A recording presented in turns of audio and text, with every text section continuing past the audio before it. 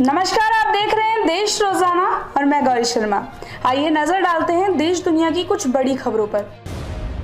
PM आवास पर चली बीजेपी की बड़ी बैठक हुई खत्म। बैठक में अमित शाह, जेपी नड्डा भी रहे मौजूद। सचिन पायलट ने टीएस सिंहदेव को छत्तीसगढ़ का डिप्टी सीएम बनाए जाने पर दी बधाई। आज मणिपुर जाएंगे राहुल गांधी, हिंसा प्रभावित लोगों से करेंगे मुलाकात। दिल्ली में ईद उल अजहा के अवसर पर जामा मस्जिद के पास सुरक्षा व्यवस्था कड़ी की गई। चंद्रशेखर पर हमला करने वालों की कार बरामद, हिरासत में 4 संदिग्ध। हरियाणा के सोनीपत में फूड पॉइजनिंग से 2 बच्चों की मौत, नूडल्स के साथ खाए थे पराठे। दिल्ली एयरपोर्ट पर 6 जिंदा कारतूस के साथ यात्री हिरासत में, नहीं दिखा सका दस्तावेज। छत्तीसगढ़ में नंद कुमार साय राज्य औद्योगिक विकास निगम के अध्यक्ष बने।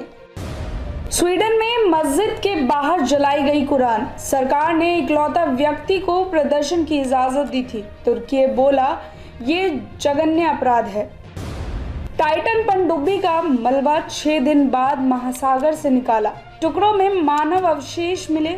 टाइटैनिक देखने गए थे 5 टूरिस्ट। बाइडेन को सोते समय सांस लेने में दिक्कत, स्लीप एपनी बीमारी से पीड़ित, सांस लेने के लिए मशीन का इस्तेमाल कर रहे। उपराष्ट्रपति से मिले फिलीपींस के फॉरेन मिनिस्टर, जयशंकर से अहम मुलाकात। ब्रह्मोस मिसाइल खरीदना चाहते हैं फिलीपींस। कई अफ्रीकी देशों में फैला प्रिगोजिन का साम्राज्य। वैगनर ग्रुप के पास सोने की खदानें, हर साल 2000 करोड़ रुपए का बिजनेस कर रहा। तो ये थी देश दुनिया की कुछ बड़ी खबरें। अब आइए नजर डालते हैं हरियाणा की कुछ अहम खबरों पर। डीसी विक्रम सिंह की अध्यक्षता में जाजरू गांव में हरियाणा उदय अभियान के तहत जनसंवाद कार्यक्रम आयोजित किया गया, जहां उन्होंने केंद्र व राज्य सरकार की योजनाओं की क्रियान्वयन से संबोधित लोगों से सीधी बातचीत की।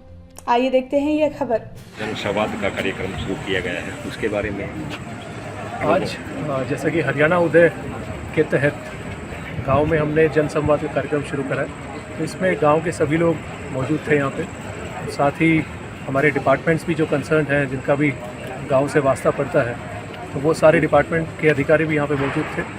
तो आज लोगों की समस्याएं सुनी गई हैं या सुझाव लिए गए हैं कि आगे और कैसे लोगों के जीवन को बेहतर बना सकें। धन्यवाद। फरीदाबाद में मौसम में हुए बदलाव के चलते तेज बारिश देखने को मिली, जिसकी वजह से मौसम तो खुशनुमा रहा, लेकिन फरीदाबाद का स्मार्ट सिटी का टैग भी धुल गया। वैसे तो यहाँ पर गर्मी से थोड़ी राहत मिली, लेकिन लोग अब बहुत परेशान हो रहे हैं, क्योंकि सिटी की सभी गलियां इस वक्त पानी से भरी हैं। जगह जगह आप सभी को पानी देखने को मिल जाएगा। फरीदाबाद पुलिस कमिश्नर विकास अरोड़ा ने अपने माथुत कर्मचारियों को तनाव से दूर रखने के लिए गंगा स्नान कराने का फैसला लिया है। पुलिस कर्मियों और उनके परिवारों को हरिद्वार भेजकर गंगा स्नान कराया जा रहा है। आईएमटी में नई पुलिस चौकी की सौगात देने पहुंचे पुलिस कमिश्नर विकास अरोड़ा ने कहा कि आईएमटी के उद्योगपतियों की काफी लंबे समय से मांग थी कि यहाँ एक पुलिस चौकी की स्थापना की जाए। आइए देखते हैं यह खबर। बस यही कहना चाहूँगा कि आईएमटी बल्लभगढ़ जो है बहुत बड़ा एरिया है, जिसमें कि करीब, जैसे आपको पता है, 650-700 के करीब इंडस्ट्रीज़ हैं और यहाँ पे करीब 70-80 हज़ार के करीब लेबर काम करता है। तो यहाँ पे काफ़ी टाइम से डिमांड थी कि एक चौकी खोली जाए, लेकिन पहले यहाँ पे एसीपी तिगाँव का ऑफिस चल रहा था इस बिल्डिंग में। तो जब से मिनी सेक्रेटरीट बल्लभगढ़ में हमारा एसीपी तिगाँव का ऑफिस गया है, तो यहाँ पर जगह भी खाली थी और यहाँ पर चौकी की ज़रूरत भी थी। तो उसके लिए हमने एक अपना कौशिक जी, अपना प्रधान जी यहाँ पे आए थे हमसे मिलने के लिए, इन्होंने रिक्वेस्ट भी की। तो उसके बाद एक चौकी यहाँ पे हमने आईएमटी चौकी आज नई खोल दी है। कितना एरिया कवर होगा पर इसमें एरिया में हमने कुछ गांव भी दे दिए हैं साथ में, जिनका इस पूरे इंडस्ट्री पे प्रभाव पड़ता है। उसमें मजगर है, नीमका है, नवादा है, मिर्ज़ापुर है, मुजेड़ी है और आईएमटी का पूरा एरिया है। तो ये सारा का सारा एरिया इस चौकी से गवर्न होगा, जो कि सदर बल्लभगढ़ की एकमात्र चौकी है, एक चौकी है। पहले सदर बल्लभगढ़ में और कोई चौकी नहीं थी। और हमारे सब इंस्पेक्टर वीरेंद्र जो हैं, उनको यहाँ पे पहला चौकी इंचार्ज लगाया गया है। सफिशिएंट स्टाफ यहाँ पे है, कुछ गाड़ियाँ भी यहाँ पे एसोसिएशन की तरफ से आईएमटी वालों ने दी है और एक बड़ी अच्छी तरह से चौकी यहाँ पे शुरू हुई है। ठीक है, उद्घाटन हो चुका है, किस तरह से देख रहे हैं? देखो, आपको तो भली भांति पता ही है कि यहाँ पे थोड़े क्राइम ज़्यादा बढ़ गया था, चैन स्नैचिंग, लेडीज़ों के साथ पर्स छीन लेना, तो पिछले काफ़ी दिनों से काफ़ी वारदातें हो रही थी चोरी की, तो है ही है ज़्यादा। तो ये हम सीपी साहब से भी मिले और एक साझा प्रयास करने के बाद सीपी साहब ने चौकी को अप्रूव किया है और फाइनली आज उन्होंने इसका उद्घाटन कर दिया। तो उम्मीद करते हैं कि व्यापारी और सुरक्षित रहेंगे। अगर व्यापारी सुरक्षित है तो प्रदेश को और देश को गति मिलेगी। चौकी खुली है आपके इलाके में, किस तरीके से देखते हो? देखो जी, ये चौकी की हमारे को काफ़ी दिन से रिक्वायरमेंट थी। जितने भी हमारे इंडस्ट्री साथी थे वो बीच में चौकी को शिफ्ट कर दिया गया था, थाने में चली गई थी। ये चौकी बहुत ज़रूरी थी।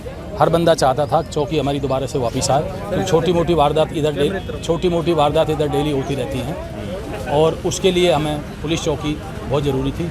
और मैं कम से कम 1 साल से सीपी साहब से रिक्वेस्ट किया जा रहा था कि भाई हमें चौकी चाहिए, तो सीपी साहब ने फ़िलहाल हमारी रिक्वेस्ट को एक्सेप्ट किया और हमने चौकी की आज ओपनिंग की है। उम्मीद है जो जिस तरह की वारदात यहाँ घट रही थी उनमें कमी आएगी और एक सेफ माहौल में आप काम कर पाएंगे। बिल्कुल ऐसा 100% ऐसा ही होगा।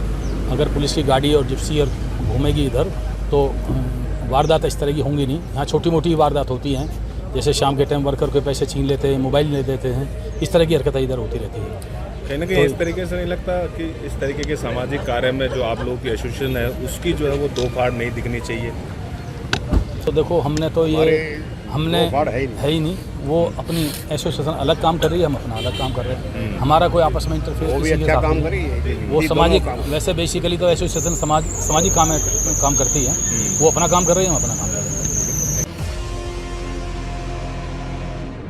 मैरेंगो एशिया हॉस्पिटल में चिकित्सकों ने दिल्ली निवासी 14 वर्षीय ध्रुव के सीने से सफलतापूर्वक विशाल ट्यूमर को निकाला। उसके फेफड़े को क्षतिग्रस्त होने से बचाया। ट्यूमर के निकलने पर मरीज को बहुत राहत मिली। ईद के त्योहार को देखते हुए डीसीटी सेंट्रल पूजा वशिष्ठ ने सेंट्रल जोन में आने वाली मस्जिदों का दौरा किया। साथ ही लोगों को शांति बनाए रखने की अपील करते हुए कानून व्यवस्था को बिगाड़ने वालों के खिलाफ सख्त कानूनी कार्रवाई के दिशा निर्देश दिए। इसके साथ ही फरीदाबाद के विभिन्न थाना व चौकी प्रभारियों ने एरिया में स्थित मस्जिद का दौरा कर उन्हें शांति व्यवस्था कायम रखने के लिए निर्देशित किया। आज के लिए इतना ही। कल फिर होगी मुलाकात कुछ खास और बड़ी खबरों के साथ। जब तक के लिए जरूर देखते रहे देश रोजाना। नमस्कार। हमारे साथ जुड़े रहने के लिए देखते रहिए देश रोजाना का यूट्यूब चैनल। सब्सक्राइब कीजिए, साथ ही देश रोजाना की खबरें सबसे पहले देखने के लिए प्रेस कीजिए बेल आइकन।